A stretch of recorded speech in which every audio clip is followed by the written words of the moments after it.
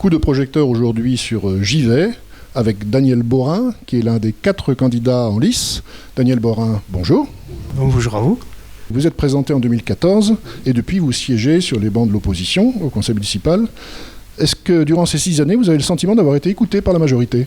Écouté par la majorité, je ne peux pas dire ça. Aujourd'hui, notre système est fait que l'opposition, quelque part, n'a pas trop de mots à dire. La législation ne nous permet pas de rebondir par rapport à une majorité qui se retrouve à 23 personnes contre 5 personnes en face.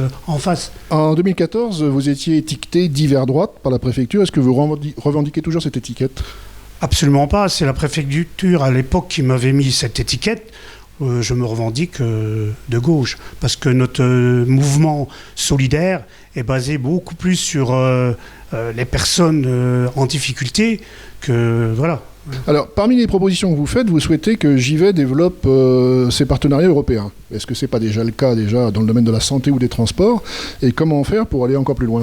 Aujourd'hui, notre situation géographique nous permet de travailler avec l'Europe. Il suffit de voir notre position par rapport à la Belgique, le Luxembourg et l'Allemagne. Nous sommes reliés par, on va dire, nos forêts primaires. Derrière cela, nous avons des partenaires qui sont prêts à travailler avec nous.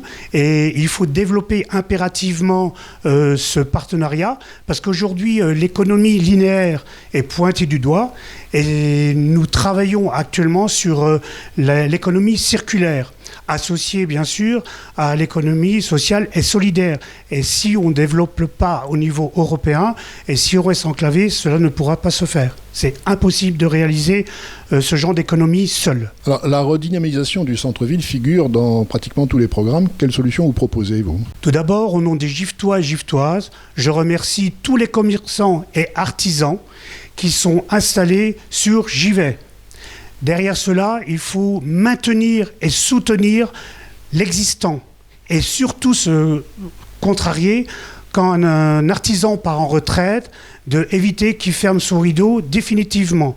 Voilà comment on voit les choses pour le moment.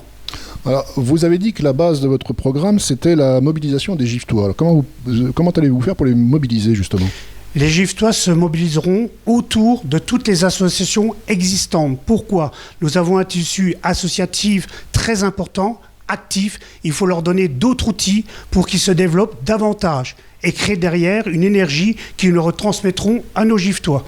Dernière question, si vous n'arrivez pas en tête au soir du premier tour, est-ce qu'une fusion avec une autre liste est envisageable et si oui, laquelle ? Actuellement, notre liste citoyenne solidaire ne se reconnaît pas avec nos partenaires en face. Monsieur Borin, merci. Quant à nous, on se retrouve très bientôt pour un nouveau coup de projecteur sur les municipales, sur Ardennes TV. Au revoir.